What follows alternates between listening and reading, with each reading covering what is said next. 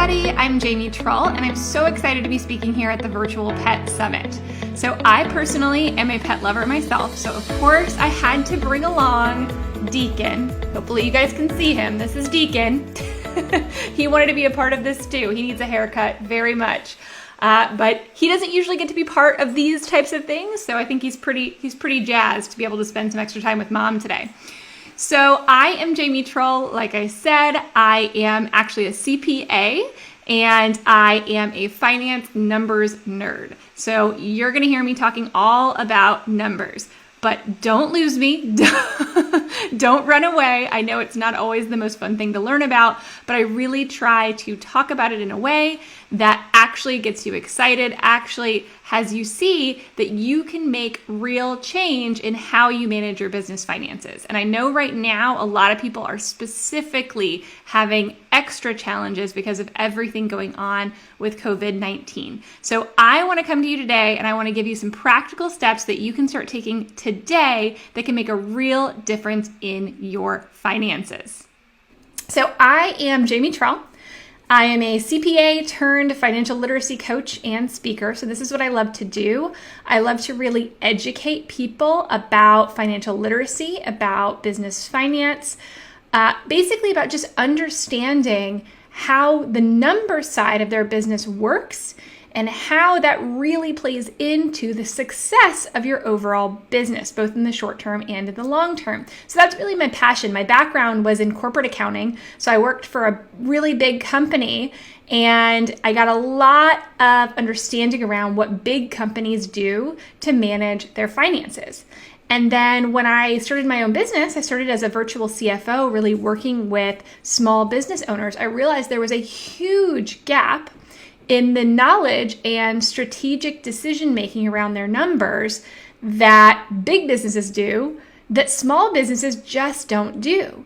And there are some easy, quick tweaks that you can make to really bridge that gap. So that's where I became really passionate about this idea of spreading financial literacy and the impact that that can have on the success of a business. Just to understand some of these main concepts around finances, accounting, taxes, and around strategic cash flow management and things like that can really make such a huge difference. So I've basically now dedicated my life. This is what I do. I love to teach.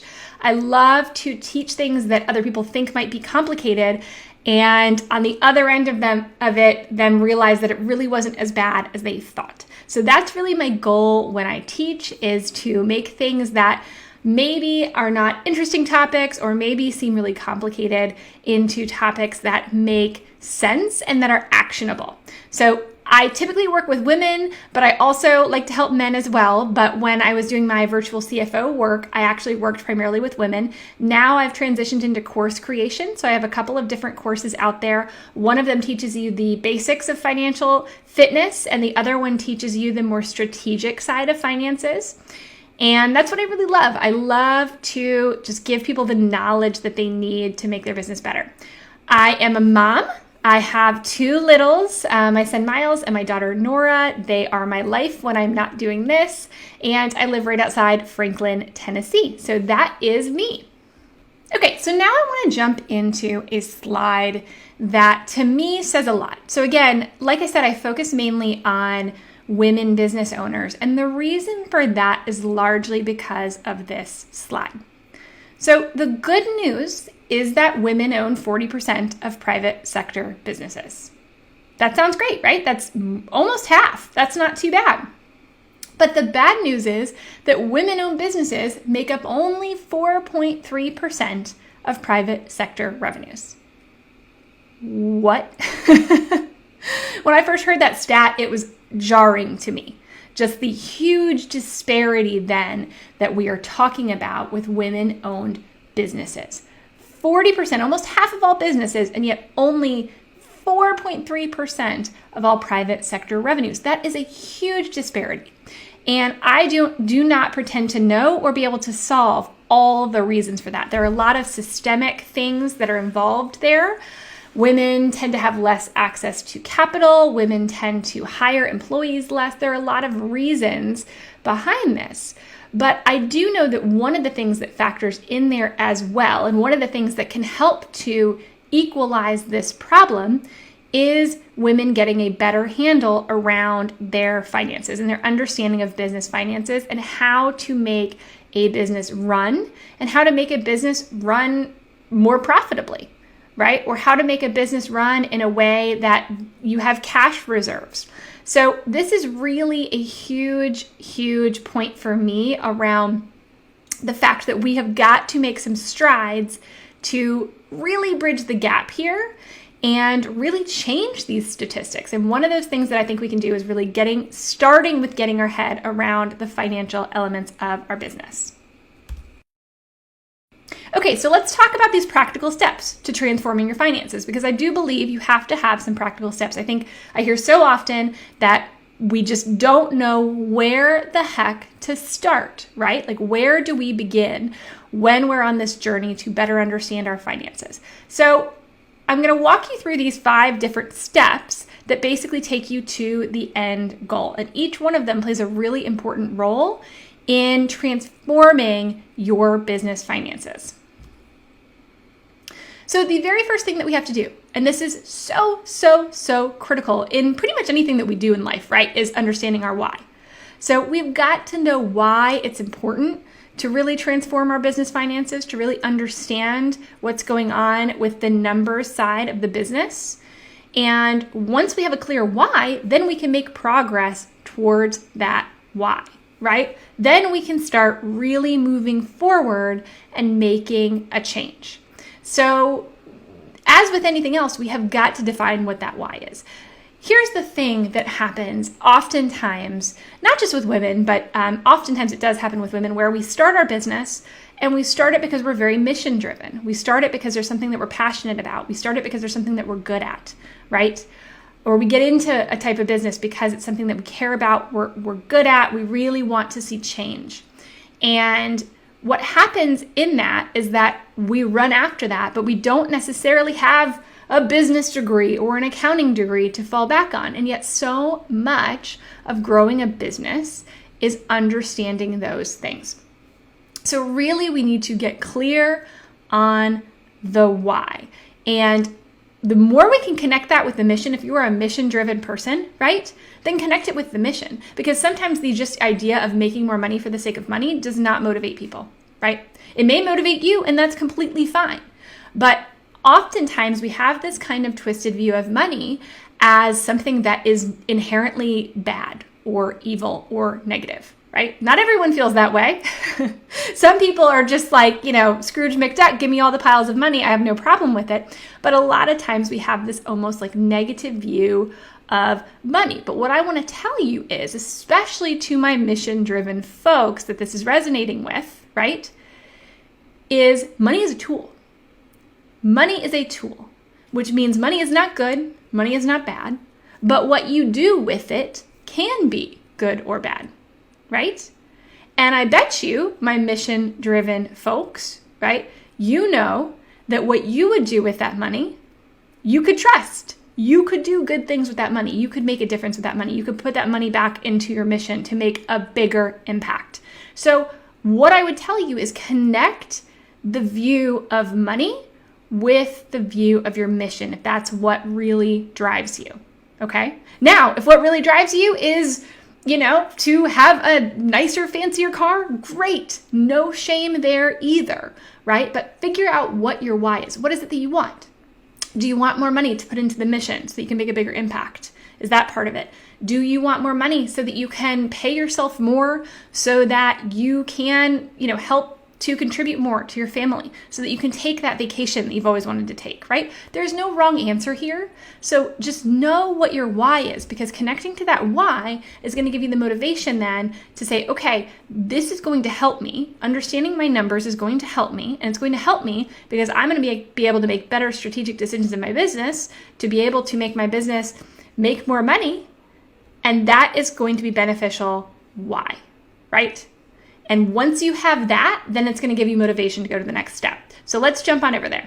So step 2 is really about learning the basics of finance, accounting, and taxes. So this is a big one. There's a lot in here, and I'm not going to go into what all those basics are because there is quite a bit of content that could go in here that I cannot fit in 30 minutes.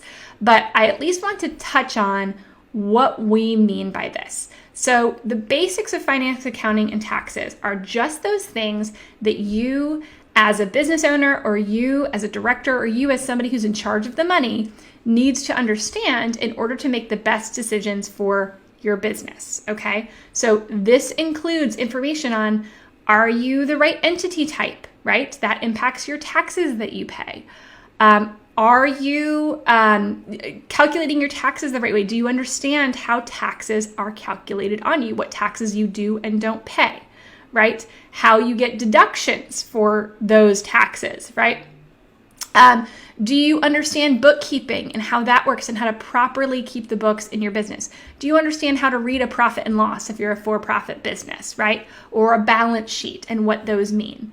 So that's what I mean by the basics. Now, I think sometimes we get overwhelmed here. This is the step we get to, and we're just like, I have no idea where to start. I don't know what it means to understand the basics. And if you go out there, there is so much information, and it is completely overwhelming in a lot of cases. And when things are overwhelming, what do? We run away, right? Like that's our natural inclination is to say, this looks hard. I'm going to go the other direction, and I'm going to put this on the shelf for later. And there are always things that get in the way of finances. This is one of the easiest things to put off, but it's also the most consequential thing to put off, okay? Everyone I know that has finally gotten a handle on their business finances says, I wish I had done this earlier. Every single person that I know. And so if you decide, you know what, I'm gonna take control of this now, because if I do this now, it's gonna make all the work that I do in the future be able to make more off of, to be able to be more worthwhile, right? The return on that effort is gonna be worth more because you have set yourself up to be financially stable, okay? Do it now, don't do it later. Don't do it when you're in the middle of a crisis. Don't do it when an emergency hits, okay? And some people recently, that's been them, where they didn't realize what they didn't know about their finances until a crisis hit, until an emergency hit. And then they had to figure it out. So even if that's you, start now. Now is the time to start doing it. And I'm going to give you some resources towards the end that you can start with if you're ready to kind of learn these basics, okay? Okay, next, forecast cash flow. Let's talk about cash flow. Cash, you guys, cash is king. We know cash is king, right? Cash is what is going to keep your business running. I don't care how much money you're making from a profit, from a paper standpoint, right? I care how much money is in the bank. That's what matters. And a lot of times your profit does not match with the money in your bank. It is very possible to be a profitable company with no money in the bank, okay? That's because accounting is strange and it does strange things, but it is very possible. So cash is the lifeblood of your business. If you don't have cash, it is going to be really, really hard for you going forward to make ends meet, right? So let's talk about some strategies for cash management, okay? So cash management, specifically this means when is the money coming in, when is the money going out? And understanding the timing of that cash and then optimizing the timing of that cash to be most beneficial in your business. So let's give an example of this. Revenue, for instance. So money you're collecting from customers, let's say, or clients. So you're collecting that money. Let's say maybe you're, in a service business and you're collecting and you bill at the end of the month for services already rendered. And then you wait a couple of weeks to collect that money because they have a few weeks before they have to pay it, right? That's one kind of strategy for payment. So in that scenario, let's say you have staff that you're paying that are performing those services. So you've got staff that you're paying. Now you've paid the staff, but you may not be getting money from your customers for another month after you've paid your staff for that same time period. Well, that's going to create a cash crunch, okay? That's going to create what's called a cash crunch, where you now have a mismatch in the timing of when your revenue comes in and when your expenses happen. And we need to fix that. And the better way to do that is to, as much as possible, have the money, the income, the revenue come in before the associated expenses happen. That way you have the cash on hand to pay that money, and you're not constantly paying for today with tomorrow's money, right? We don't want to do that. We want to pay for today with money we already have in hand. And we want to get away from having to, use credit cards or things like that for short-term cash flow solutions, right? Because then you're incurring interest and you're just kind of trying to limp through to get to when that money comes in the door. Instead, let's say in this specific example, instead of billing clients at the end in arrears, what a company could do, depending on their business model and what they sell, they could instead charge their customers on the first day of the month, right? And do an auto pay on the first day of every month before services are rendered. This also helps with non-payment, by the way, right? Because when you have a client or customer that doesn't pay, now you have to go through the whole rigmarole of trying to get them to pay. But if it's beforehand, then you already know who's not paying before you provide those services, right? And then you can choose whether you still allow those services to be provided to them or not. But the money is then coming in at the beginning, before you have to pay your staff, before you have to pay for supplies, right?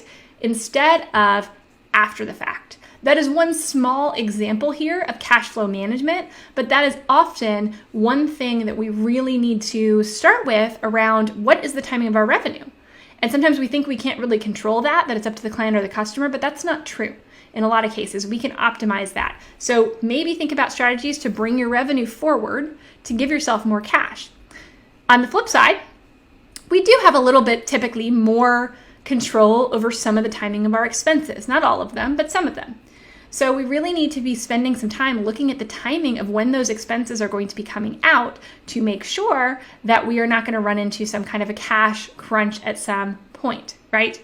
So I have a template. I think the best thing to do with this is to have a really easy template that goes along with it to do cash flow management. I'm giving it to you guys for free. This is actually part of some of my paid courses, but I think it's a really useful tool. So I wanted to go ahead and give this to you guys for free so you can get an idea of what it is and how it can help you. And it comes with a tutorial as well. So go to balancedcfo.com/leaders lounge, and you're going to get this cash flow template. And in this cash flow template, it's going to help you put in your projection around when cash is coming in and when cash is going out, and then see what that does. See if you're going to run into any potential cash shortfalls along the line. And you can do it either daily, weekly, or monthly, depending on how close you want to be watching cash.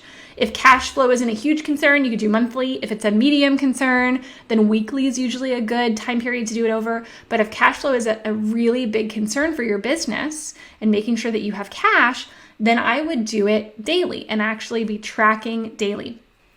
Okay, now the next step is going to be making a profit plan. Okay, making a profit plan. What is a profit plan? Well, that's kind of my terminology. It's my word for budget, okay? And stick to it. So why do I call it a profit plan and not a budget? Well, the reason being, when you hear the word budget, how does that make you feel typically, right? How does that make you feel? Do you feel excited about it? Are you like, yes, let's get into doing some budgeting? Probably not. Why is that the case? Because it feels restrictive. A budget says, here are the things you can't do, right? Now, on the flip side, a profit plan is very different. A profit plan, while kind of using the same vibe as what a budget does, right? Profit plan, when you hear it, you think, okay, making more profit. That's not a bad thing. And if you're a nonprofit, then this also works. Maybe for you, you think of it as a purpose plan, how you can optimize and increase your purpose. Okay. So really, the entire point is to kind of turn this on its head and say, no, a profit plan, aka a budget, is a good thing. It is to help you. It is to help you make more money. It is to optimize your finances for you. Okay? It's not restrictive. That's not what it's for. So what do I mean by making a profit plan? How do we start? Well, you start by actually working backwards. So typically the way our finances work, right, is we have revenue, we have expenses, and then what's left? Okay, that's our profit. That's our additional cash. But in this case, I don't want you to do that. I want you to flip that on its head. I want you to start with the end in mind. How much do you want left over? How much money do you want left over after expenses? Either to then later put back into the business to reinvest, or to take out in the form of profit or do something else with, right? How much do you want left over? How much of a cushion do you want between your revenue and your expenses? So let's say we want to make $5,000 in a month, okay? We're going to start with that number. And then we're going to work backwards. And we're going to say, okay, $5,000. Well, I know I'm probably going to make about $10,000 in revenue this month. So what's the difference between $10,000 and $5,000? $5,000. That is what you have then to budget for expenses. So that's your operating expenses. That might be your salary, your rent, your insurance, all those expenses you have for your business, your marketing, your advertising fall into that bucket. And then you would take that number and kind of parse it out into those different categories that are important to your business, right? And focus mainly on the ones that are most important, the ones that are going to generate the biggest return on your investment. And when you do that, you build out your profit plan. But then you have to also stick to it. So just building it isn't enough, right? Just building it, we love to do that. I can't tell you how many times I have built a personal budget and gotten really excited about building a personal budget, and then, paid attention for the first couple of months and then stopped. And look at it, then I'll look at it, after the month is over and look back and say, oh, I was over budget in 5 categories last month. Well, what does that help? At that point, that is not helpful to you. You need to be looking at it probably at least weekly to see where you're at with your spending versus your budget to make sure you are still on track to meet your targets. Okay, if you don't do that, you're not going to meet your targets. You don't accidentally luck into it. You have to be intentional about getting there. So that's what I'm really, really passionate about, is just making sure that you intentionally are paying attention. If you are 80% to your budget on something at halfway through the month, well, you probably need to look at what you're going to do the rest of the month to make sure you don't go over budget, or move some money around from other categories, right? So that is really around the intentionality of this profit plan, where you're saying, okay, this is how much money I have to spend on expenses. This is what big businesses do, by the way. This is what they do. They take their end goal and then they back into what they need, right? So that's what I think that you should do. And then just parse out those different categories and really monitor it well. And you can do this in a variety of ways. There are different apps that can help you. You can do it sometimes in your accounting software as well. That QuickBooks, for example, has budgeting tool in there, so you can put in your categories and it can tell you if you're getting close to your categories, right? So there are a lot of different ways that you could do this. You could do it with, good old pen and paper, but it can be really helpful. And then going back to the cash flow forecast that we talked about in step 3, you can use that as well to help you create this profit plan. You can use this to kind of build it out and make sure it aligns with when your cash is coming in and going out, okay? So all this kind of works together in a way to really gain control over your finances so that you can make the best strategic decisions for your business. And step 5, make more money. And again, if you're a for-profit, this might mean more profit that you can pay out to yourself. If you're not for-profit, this means making more money for your purpose that you can put back into your business, that you can actually make more impact, right? Whatever this means to you, it's a good thing. It is a good thing to have more money. We have to get on board with that. We have to be comfortable with the fact that it is a good thing to make money in this instance, right? There's a lot of good that can come from that. So intentionality, you guys, that's the biggest thing. You got to learn it. You got to learn and understand the basics. That's really, really key. And then being intentional and creating habits that are going to serve you around really watching what's happening with your money. So lastly, I want to tell you guys where to follow me. I would love for you guys to come follow me in my sphere. I give away a ton of free information. So going back to step 2, when we talked about learning the basics of finance, accounting, and taxes, I'm your girl, okay? That's what I do. It's what I teach, and I teach a ton of it for free, okay? So check out my website, balancedcfo.com. Follow me on Instagram. You definitely need to come join my Facebook group. Financial Literacy for Women Business Owners is what it's called. You can go to balancedcfo.com/group as well to join. And you can go follow me on YouTube too. I have a ton of content over there as well about all of this. So please join me over on any of these platforms. Like I said, there's a ton of free content out there to help you get started with all of this, and I would love, love, love to see you over there. And if you're in a space right now where you're ready kind of for the more streamlined approach, where you are ready to dive in, you want to know exactly what you need to know. What are the basics? You don't want to have to wade through a lot of information that's out there because there is a lot, right? Then I want you to go check out my course. So I have kind of a crash course basics course called Financial Fitness Basics that really gets to the things you need to know as a business owner or self-employed person about finance, accounting, and taxes. So we go through entity types to make sure you're the right entity type. We go through how taxes are calculated and what you pay taxes off of. We go through bookkeeping and some tips on bookkeeping and making sure that you do it the right way, right? We talk about what a P&L is. We talk about what a balance sheet is.